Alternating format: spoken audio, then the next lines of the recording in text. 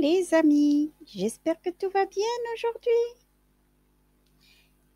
Avec ou bien un peu, beaucoup, passionnément, 24e séance. Aujourd'hui, je vous raconte la merveilleuse histoire de la naissance de l'écriture. Écoutez bien. L'habitude est de dire que la fin de la période de la préhistoire est créée par la naissance de l'écriture. C'est vraiment avec ce changement culturel que l'homme va rentrer dans l'histoire en commençant à laisser des traces écrites. Les premiers écrits servaient surtout de livres de comptabilité ou d'inventaire. Mais l'homme va rapidement utiliser ce nouveau moyen de communication pour raconter des histoires. Et surtout, son histoire.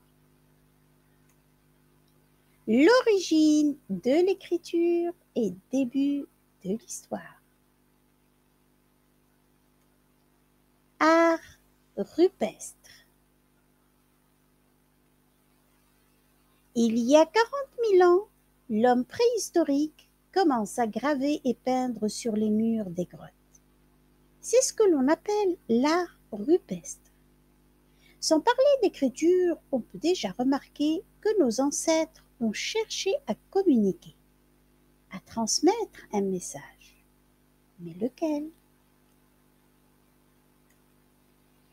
Les grottes de l'Altamira, de Lascaux ou bien d'autres laissent une impression très forte lorsqu'on les visite.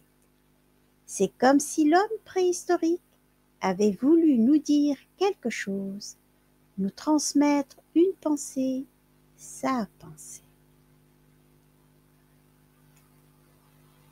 Pour l'instant, il est difficile de comprendre le message transcrit. Qui sait ce que voulait nous faire comprendre l'homme préhistorique? Les premiers écrits viennent de la Mésopotamie. En Égypte, c'est les hiéroglyphes. Il y a 6000 ans est née l'écriture dans deux contrées voisines, la Mésopotamie et l'Égypte, de manière presque simultanée, mais différenciée. Hiéroglyphes, pictogrammes.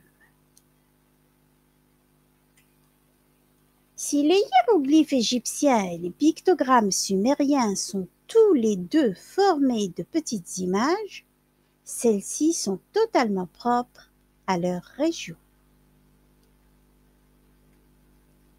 L'écriture, qui est devenue indispensable comme moyen de communication, devient un véritable besoin avec le développement d'un système de société hiérarchisé et l'émergence des religions.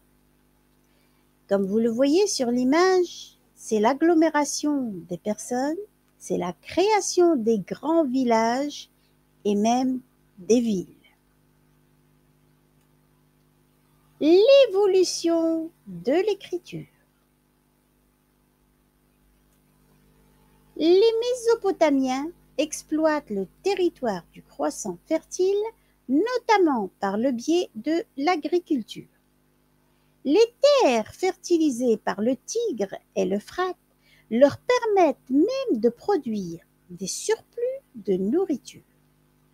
Ces excédents alimentaires sont échangés contre d'autres produits.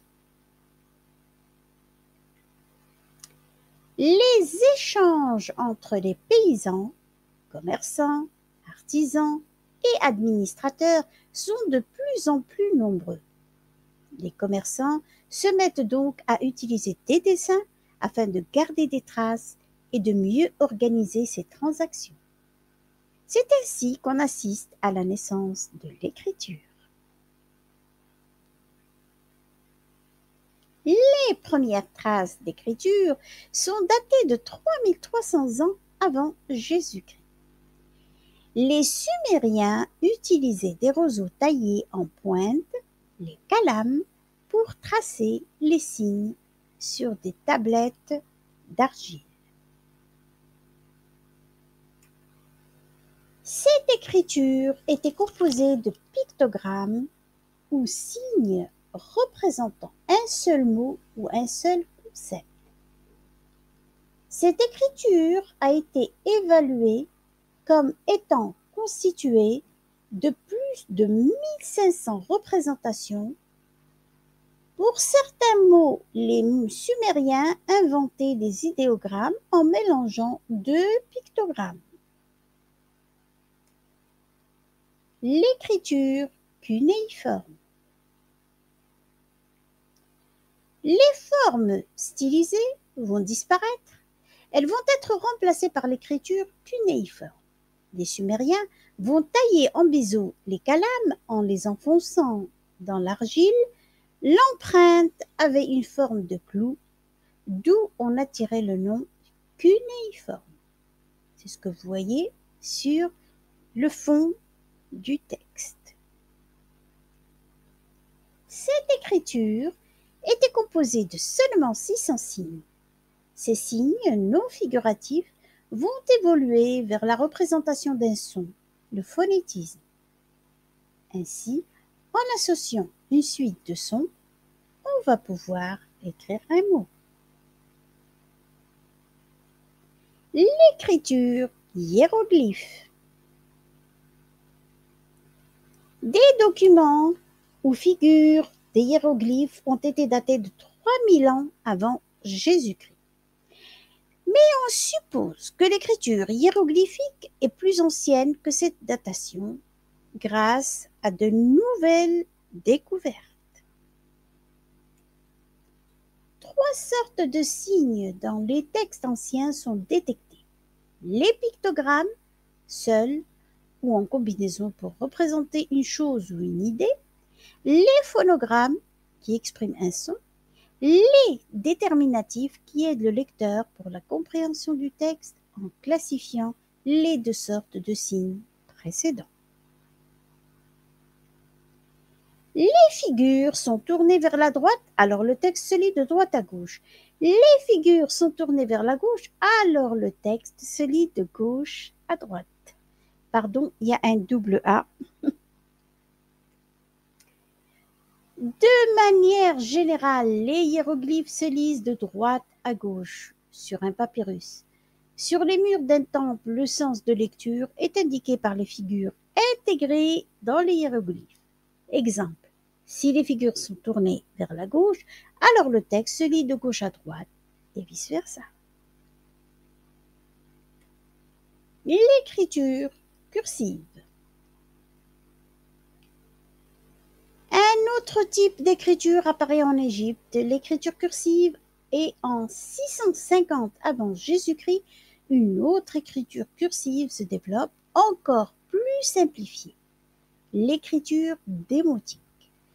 Cette nouvelle forme d'écriture simplifiée va lui permettre de s'étendre à d'autres couches de la population. Les supports.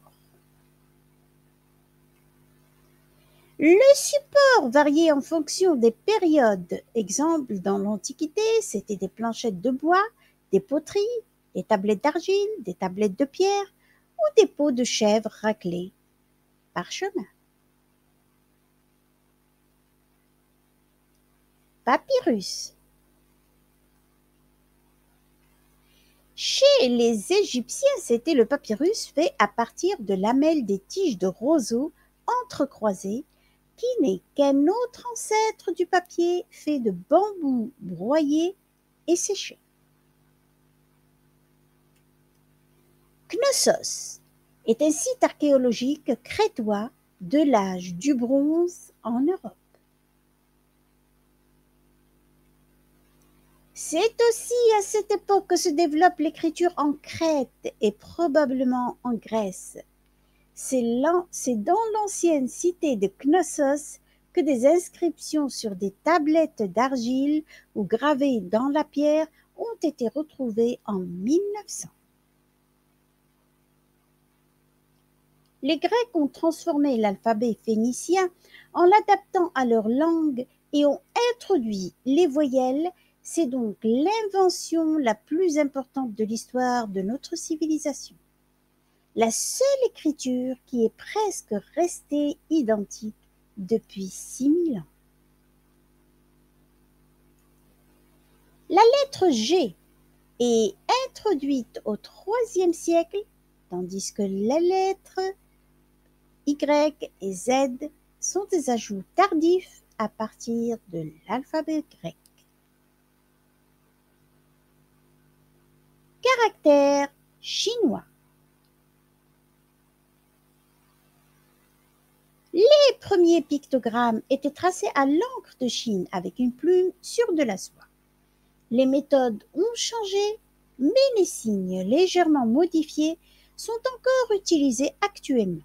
Ils se sont stylisés au fur et à mesure que leur utilisation se répandait, mais plus dans un souci de rapidité d'écriture.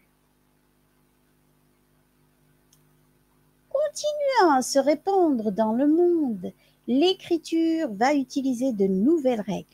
C'est l'invention de l'alphabet.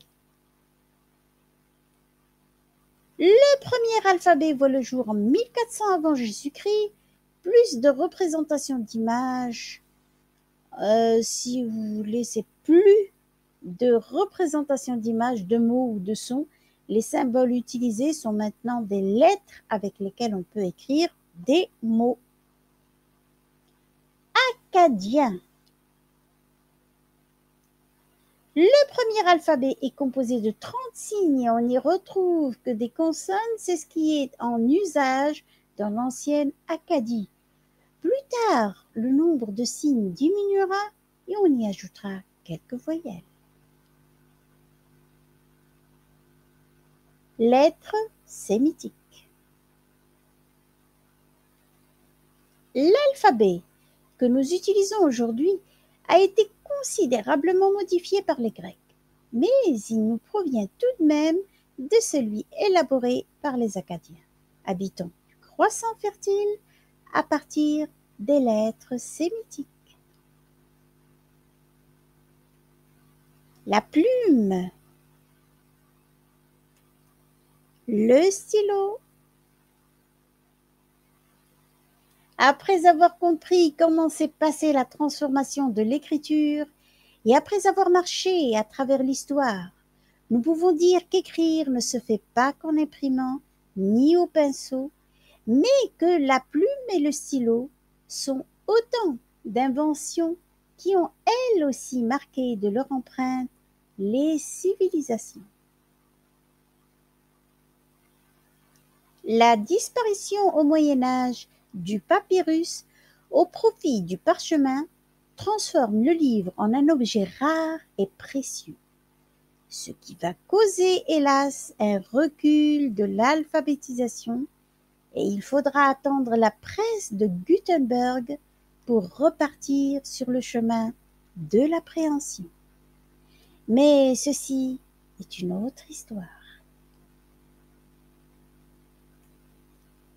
Quelques genres d'écriture.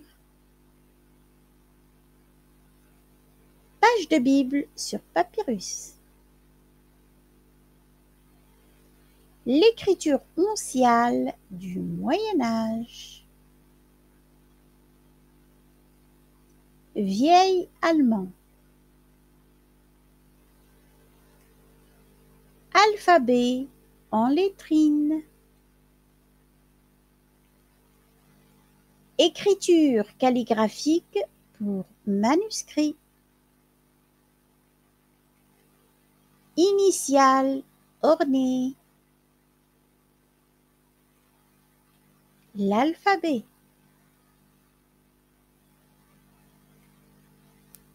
D'autres genres d'alphabet, en fait, ce sont d'autres genres d'écriture. L'écriture à la plume. L'écriture au stylo. Aujourd'hui, on n'écrit même plus, on tape sur un clavier à l'aide de touches. On utilise un stylet pour écrire sur une tablette. Pour les iPhones et autres de même nature, touchez des touches individuelles pour saisir des caractères. Mais que nous réserve encore la technologie et ses nouveautés? Pouvons-nous le savoir?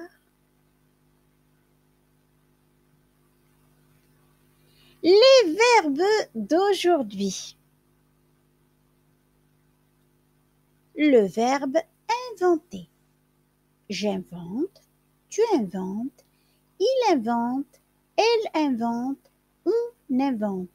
Nous inventons, vous inventez, ils inventent, elles inventent. Le verbe transformer. Je transforme, tu transformes, il transforme, elle transforme, on transforme. Nous transformons, vous transformez, il transforme, elle transforme. Le verbe écrire. J'écris, tu écris, il écrit, elle écrit, on écrit. Nous écrivons, vous écrivez, ils écrivent, elles écrivent. Maintenant, la solution de notre charade. Mon premier explique le mot gourmand friand. Mon deuxième est la troisième personne du pluriel du présent de l'indicatif du verbe dire, disent. Mon tout est une petite pièce de confiserie ou de pâtisserie. Je suis friandise. Bravo à ceux qui ont trouvé. Sinon, aucun problème. À la prochaine alors. C'est ainsi que se termine notre voyage. Et pour une plus ample connaissance, vous le savez maintenant, puisez dans les trésors de l'Internet. L'histoire de l'écriture est bien plus complexe. J'ai essayé de vous la simplifier. Un grand merci à tous les auteurs d'images qui m'ont bien aidé à préparer ma vidéo. Cependant, je vous quitte au gré des pages. Bon vent et amusez-vous bien. Merci d'avoir regardé la vidéo. Et si vous aimez, abonnez-vous, abonnez-vous, abonnez-vous.